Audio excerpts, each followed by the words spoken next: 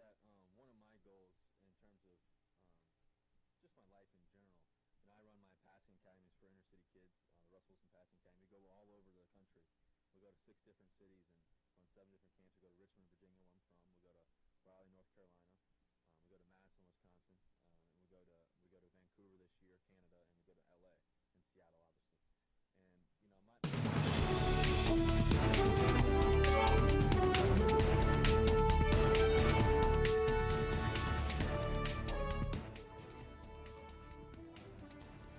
After years of being understaffed, DPS is hiring again. NAZ Today sat down with the new superintendent of Coconino County. And we have a father's bittersweet message about the realities of PTSD.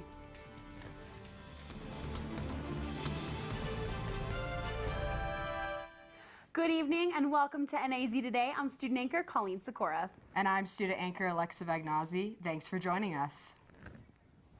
A Kirkland man died over the weekend in a single vehicle accident. Right off of Highway 89 in Congress, Arizona, Yavapai County Sheriff's Office deputies found 53-year-old William Randall trapped under a white Ford Ranger that was turned on its side. Congress fire personnel confirmed Randall dead on scene.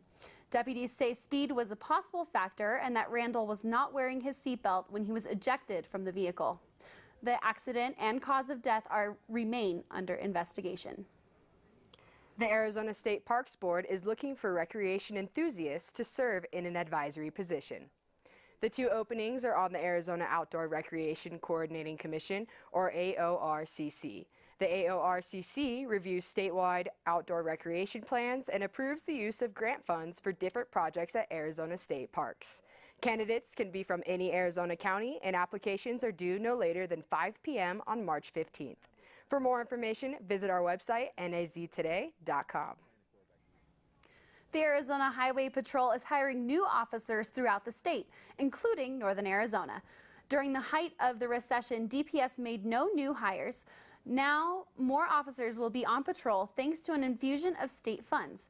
NAZ Today talked with Bart Graves of the DPS. There was a 4-year period where we didn't have an academy.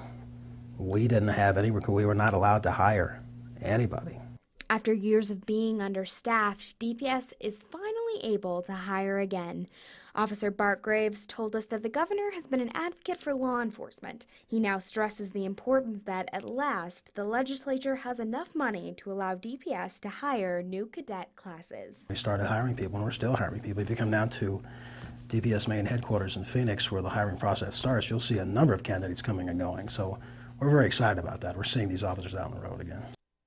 Coconino County School District, much like the large county itself, is the 2nd biggest in the state. It includes Flagstaff Unified and Grand Canyon Unified, just to name a few. The school district is going through several changes, including a new superintendent, Risha Vanderway. NAZ Today's Monet Gunn spoke with the new appointee about some of her plans with the community to improve CCSD. The school district is going through some changes to tackle some of the challenges to provide an excellent education for the students. NAZ Today spoke with new Coconino Superintendent of Schools, Risha Vanderway, about her goals. So that when kids leave 12th grade, that they have the opportunity to make any decision that they want, that they can read a book, that they can go to college, that they can have the dreams of having healthy families.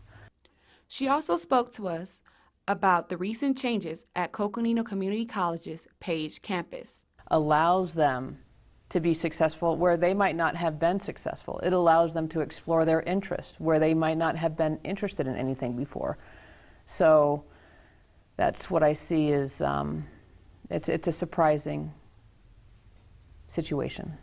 She plans to use her passion for children to come together with partnerships in Coconino County to work out the challenges. I love kids, and you know, they just need a lot of support, a lot of help, a lot of encouragement. And I think there's a lot of people in this county who are willing to do that, as you know, and I think bringing us together is the key. For NAZ Today, I'm Monet Gunn. Marine Sergeant Lance Davidson served his country in Iraq and Afghanistan from 2001 to 2006. On his return to Flagstaff, he joined the Flagstaff Police Department and seemed to be adjusting to civilian life.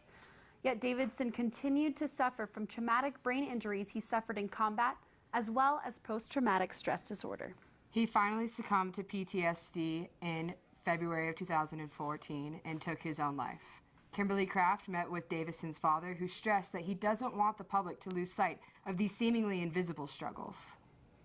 My guest today is John Davison. He is the father of Marine Sergeant Lance Davison, and I'm glad to see you here, John. Good morning, Kim. It's good to be here. First, let me say I'm so sorry for your loss, but you also told me that you would like to make this something of a positive out of a negative. That's correct. First of all, I'd just like to say that there was an overwhelming response from the community to support us and to honor our son, Lance Davison, who is an American hero, who sacrificed his life and gave everything he had for his country, and we just appreciate everything that everybody's done for us.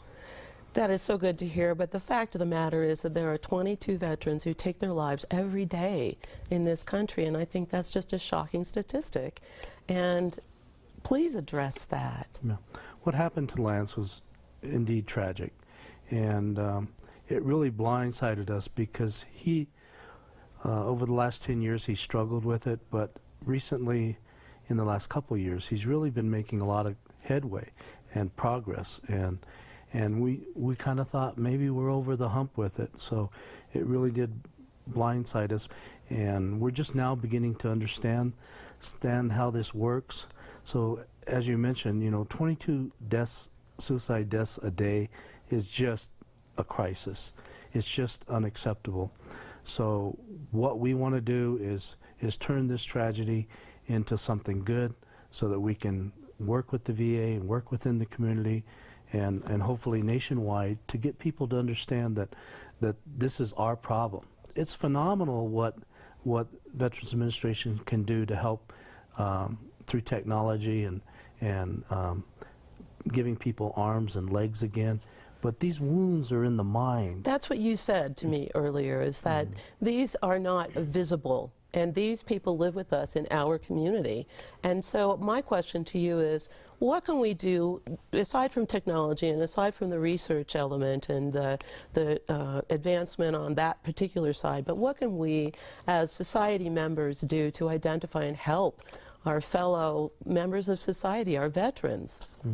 Well, the Veterans Administration, again, and this is not a blame game, this is just saying we need to do something different. We need to reevaluate all programs related to PTSD and TBI and say what's working and what's not working. I think there's a stigma attached to these kids that have these problems. They have flashbacks and stuff, and society tends to think that maybe there's something wrong with them. They have these invisible wounds, but they're also physical. So I think we concentrate too much on the psychological and not enough on the physiological. That is where we will pick up the conversation when next we meet. John, thanks for being here. Thank you, Kim.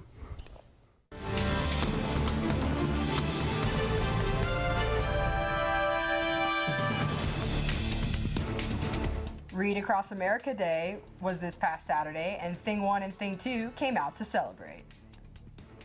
And a local food center has opened a drive-thru. Stay with us to find out more.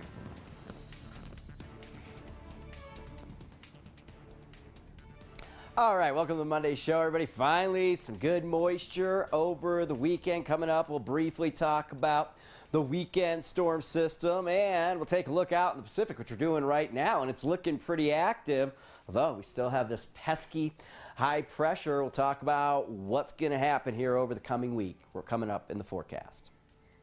I've tried all kinds of TV services. The phone company wasn't cutting it, so I cut them. Spotty satellite? Nah, that dish wasn't appetizing. But the all-new Suddenlink? It comes with free HD and a picture so sharp it makes real life look lame.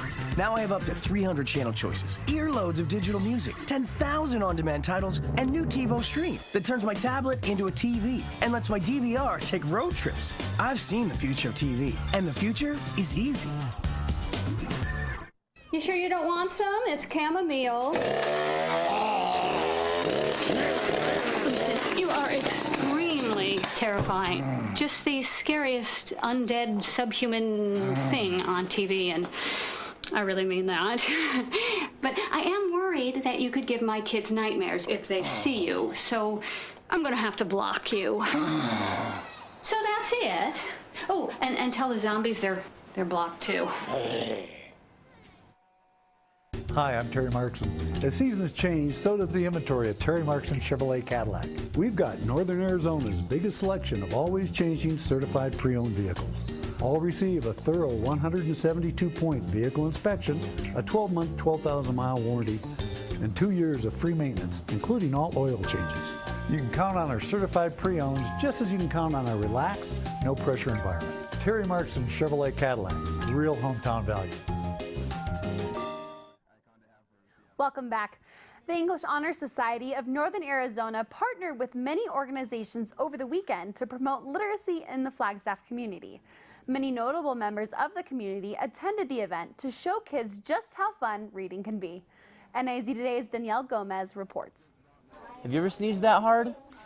Yeah. I didn't make my parents go away. I didn't either. That's good. On Saturday, March 1st, the Flagstaff Family Food Center, along with other organizations, celebrated Read Across America Day as well as Dr. Seuss's birthday.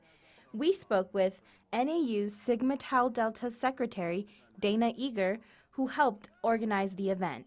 We promote literacy. That's one of our purposes of our international organization, and we just really wanted to find a way to reach out to the community, and so we reached out to Peter Van Wyck at United Way about doing something for Read Across America Day, because it seemed like a good opportunity to talk to the community of Flagstaff and to the children of Flagstaff to get them reading in the home and to better prepare them for their futures and college and all of that. So we're really excited that we got to do this today.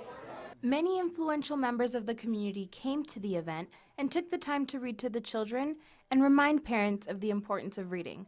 Among those influential members was Vice Mayor Coral Evans. Well, today we are celebrating Read Across America, celebrating Dr. Seuss's birthday, and really reminding people about the joy of reading and why it's important to read, and also why it's important to teach your kids early that reading can be fun, reading can be exciting, and definitely reading is worthwhile. I'm working with United Way of Northern Arizona. There is something called the Dolly Parton Imagination Library, and so kids who are up to the age of 5, if their parents will fill out a registration for them, they will receive 1 book a month free in the mail, a brand new book that will be mailed to them, free with no cost to it at all, just to be part of the program.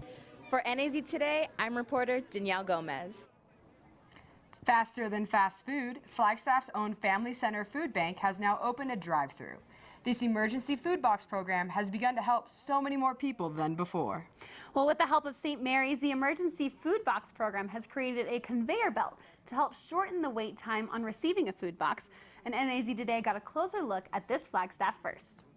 The Flagstaff Family Center Food Bank and Kitchen is redefining what it means to get drive-thru food. Participants in the Emergency Food Box program can pick up boxes of food each week without even getting out of their cars. This change was in response to an increasing number of participants in the Emergency Food Box program, placing higher demands on workers and volunteers. The food bank partnered with St. Mary's and Lovin Contracting to build a conveyor belt to bring the food boxes from the warehouse where they are stored directly to the people needing it. Before the drive-thru opened, it would take an average of 22 minutes to pick up a food box. Now the wait dropped to less than 6. The parking lot was full of cars and people and carts and kids.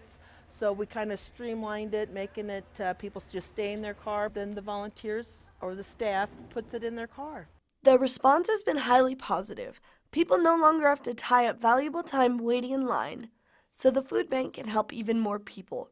One concern, however, is that the participants won't get the weekly interaction with those that help. As long as we don't lose that social element of, because this is an event for a lot of these people, and they love coming here and seeing Sharon. She's just wonderful with the clients, and so we don't ever want to lose that human element of what it is that we do here. With the ability to help more people, Flagstaff residents need to step up and donate more food.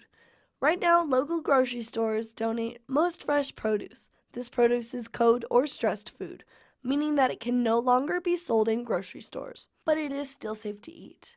The food bank processes this food so quickly they have zero waste. Even if something does arrive bad, they're able to use it in their community compost bin.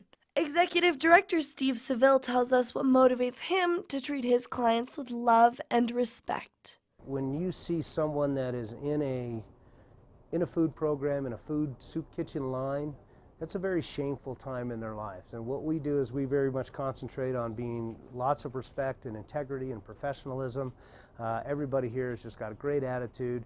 We're friends with these people. From the kitchen to the warehouse and into the trucks of the clients, the new drive-thru emergency food box program will help thousands of people receive all-important food and nutrients without even leaving their cars, bikes, or even their wagons.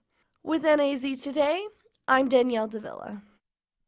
The food bank is open Monday through Friday, 10 a.m. to 1 p.m.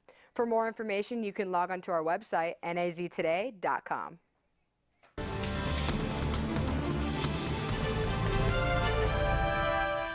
Find out how NAU men and women's track and field did at Big Sky Championships.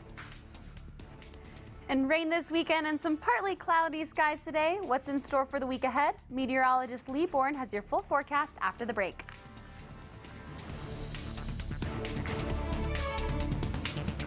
Hi, I bought Pepsi Next. What's Pepsi Next? It's the latest cola from Pepsi. It's got real cola taste with 60% less sugar. Real cola taste, 60% less sugar. Yeah, I know. It's unbelievable. But this is the most impressive thing I've ever experienced in my entire life. Oh, definitely. Let me get the camera. I've never had anything like it. My parents are gonna. Yeah, they're gonna be so proud. Pepsi Next. Drink it to believe it.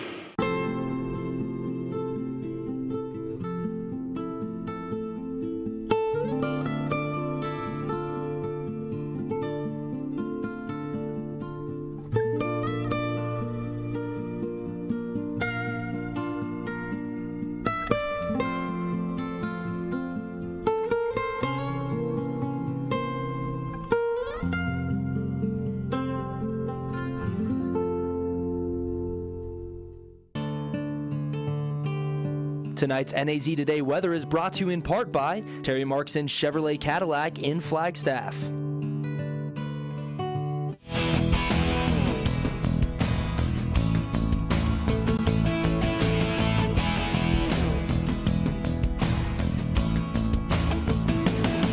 All right, didn't take things to warm back up above average, back into the 50s today after a little bit of a winter storm over the weekend, which of course brought plenty of rain to us, and it took a while for the rain to turn over to snow on Saturday, so we saw very little snow in Flagstaff, but we did end up with 1.44 inches of moisture here in Flagstaff, bringing us up to 8.84 inches on the water year since September 1, so some help there with our drought conditions in many locations across Arizona, 1.5, 2 inches of rainfall. Not many places receiving significant snowfall except the highest mountain peaks. Arizona Snow Bowl ended up with 20 inches of snow, and the one place I saw on the Mogollon Rim down in Forest Lakes, very southeastern Coconino County on the eastern rim, they got a foot of snow, but not so much for us. We're back at it with high pressure. Today's high 54 degrees here in Flagstaff, average for this time of year 48. Here we are in Flagstaff, partly cloudy skies today, and we do have some high clouds that are going to start to filter in here even more so overnight tonight. See another storm system making its way into California, much needed moisture there. None of this is going to make its way into us here in the southwest. This is going to very rapidly weaken and bring a little bit of moisture into the Intermountain West and eventually the Rockies. If we take a look at it out in the Pacific, another very strong storm system. You know, we've been talking about how quiet the Pacific has been all winter long, but this is a big, huge storm system with a ton of moisture, but it's not going to make it anywhere near us because we have that old pesky high pressure building back in, and that's going to keep this whole storm system moving into the Pacific Northwest and very northern California. So kind of a wet week up in that neck of the woods, but for us it's just going to be occasional high clouds and very mild temperatures all week long. We get into Friday, Saturday, a weak storm system clips the Four Corners, maybe some showers as we get into Thursday and eastern Arizona and northeastern Arizona. I do not think the way it looks right now it's going to bring us any moisture. Just a little bit of cooler temperatures Friday and Saturday and some breezy weather. Currently outside right now, the peaks finally looking proper here for March. They were kind of looking pretty grim there, but we got some nice snowfall up there. It's currently 50 degrees, partly cloudy with the winds out of the east at 7 miles per hour. And for us overnight tonight, it's a new moon. 24 degrees is our forecast, early morning low, partly cloudy with some of those high clouds that we just took a look at moving through. For us tomorrow, I think some mid and high level clouds. It's a very similar day to what we saw today. We'll call it mild with high temperatures in the mid 50s here in Flagstaff and mild statewide. 68 in Sedona for your Tuesday. Prescott 65, Payson 64, Winslow 67 degrees, Tuba City 63. Temperatures will gradually warm just a couple few degrees here as we make our way till about Thursday, and then I think on Friday we start to nudge temperatures down into Saturday, but really, and then it looks like high pressure back on Sunday. So really we're back to some very uneventful weather. Here's a look at the extended forecast. I have temperatures up around 60 here, midweeks time frame to start to nudge temperatures down. A little bit breezy out there Friday and Saturday. For you down in Sedona, your temperatures upper 60s into the low 70s right through the week. So here going into the last couple weeks of winter, it looks like it's going to be the same old story as winter. You know, the old saying, winter in like a lion kind of this year, out like a lamb, which I would be willing to bet that probably out like a lamb, as that's how this whole season has gone. Wow. Well, you don't have much to say about that. You know, it's surprising. You know, I definitely thought about that. You know, at the beginning of December, I was like, wow, it's going to be a bad winter. I wasn't ready. My little Phoenix self was not quite ready for it. It was like a really kind of good winter, bad winter at the beginning in December, but then it kind of just fizzled here. So it's kind of one for the record books. Here's how dry and mild it's been. Absolutely. Well, Tress, I know we had a lot of sports this weekend. What do you have for us? Yeah, we got a lot of winners, too. I'll tell you about it when we come back.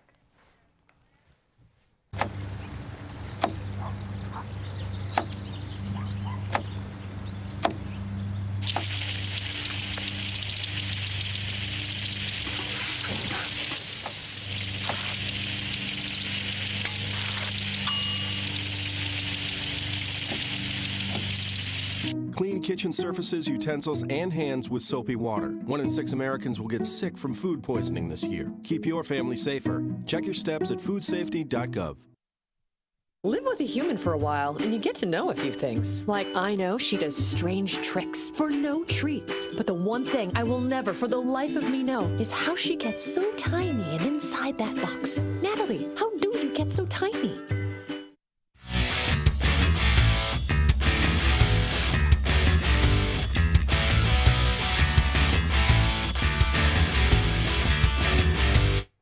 For the first time in program history, the NEU swim and dive teams went home as WAC champions of the year. With the win, the Lumberjacks ended 4 runner-up places in the last 6 years. Head coach Andy Johns thinks the program has come a long way. It's really great. You know, it's been a long time coming, and girls on the current team worked really hard, and it's a nice feeling. With the championship, Coach Johns was named the WAC Coach of the Year for the 2nd time in his NEU tenure. The Jacks prepare for the NCAA Zone Diving Regionals in 2 weeks. NEU Track and Field competed at the Indoor Big Sky Championships this weekend and came home as champions in both the men and women's teams. The Jacks scored in all but 7 categories. Track and Field head coach Eric Hines is proud of what NEU accomplished. It was really special because we hadn't won in Pocatello for, it seems like 20 years or so, and at least 6 tries that they've hosted, and we haven't been able to bring one home. So for us to win a championship and then be able to win 2 of them, men and women both, makes it extra special. The Jacks prepare for the NCAA Indoor National Championships in Albuquerque, New Mexico in 2 weeks. In high school hoops, the Flagstaff Eagles boys basketball team took on Shadow Mountain in the state championship game. The Eagles had a cold start as the Matadors ran away in the first half with a 19-3 run. Senior Bailey Stevens found his way into some foul trouble and was pulled out in the first half. Senior Trevor Johnson led the Eagles with 20 points, but this was no contender for the dynamic trio from Shadow Mountain, who combined for 70 of the team's 83 points. Flagstaff would lose this one 83-58. Baseball season is in full swing, and the Coconino Panthers played to the semifinals in the Tolleson Invitational Tournament. After 3 wins over Copper Canyon, Agua Fria, and the Tolleson Wolverines, the Panthers were stopped short in the semifinals against Deer Valley because of some rain. Who knew? The game ended with a 5-1 Panther lead over Deer Valley. Brant Chapin went 2 for 4 and finished with a triple and an RBI. At the Cowboy Up Baseball Classic in Tucson, no, the Eagles weren't last swing any Bulls, but instead came out ready at the plate. On Thursday, the Eagles beat Pueblo. On Friday, Flagstaff won over Desert View. Mike Pappas went 2 for 3 with a double and an RBI, and a loss to Canyon del Oro as well. The game was cut after 6 innings because of some time constraints, but after an 18-4 victory over Mountain View on Saturday, the Eagles finished the weekend off 3-1. In college basketball, the men's team traveled to Idaho State on Thursday, and Quentin Upshur and Max Jacobson combined 48 points was enough for NAU to pull away with the win over the Bengals 66-65.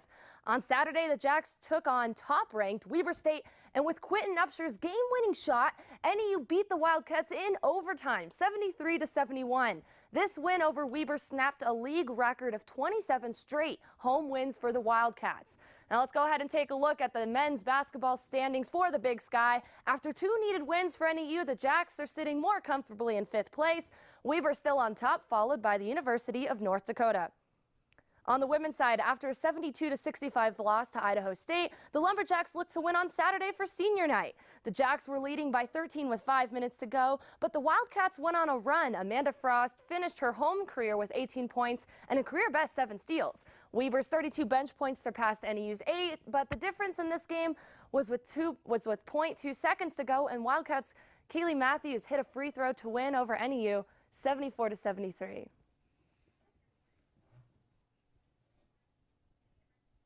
With the recent addition of former Anaheim Angel Mark Trumbo, the Arizona Diamondbacks took on the Angels earlier today. A quick recap over what went down this weekend. On Friday, the Rockies shut out the Diamondbacks 11-0. Saturday, Arizona won in 5 innings, 2-1 over the Brewers. And on Sunday, the San Francisco Giants won 5-3. And today, as I mentioned, the Diamondbacks lost to the Anaheim Angels 3-2. So a lot of sports going on. We're wrapping up basketball. We're getting started with some baseball, one of my favorite times. Just a lot of good stuff going on. Absolutely. Well, thank you, Tressa, and we will be right back after this.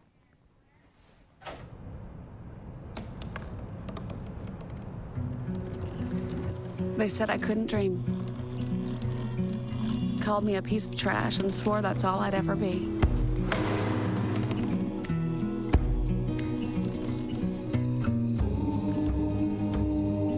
Said a bottle couldn't see the ocean.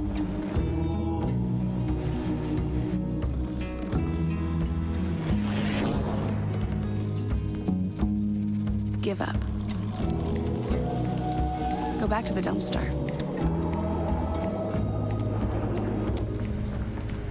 But I didn't listen. I made my way.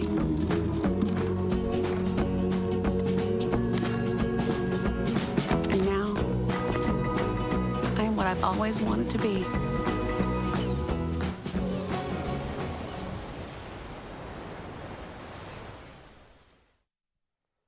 All right, welcome back. No storms in the extended forecast. Very mild weather, mid-upper 50s, right around 60 here midweek in Flagstaff. Turns a little breezy and not quite as warm as we get into the end of the week and early portion of the weekend. Occasional high cloud cover for you down in Sedona. 68 degrees tomorrow, low 70s right through the heart of the week.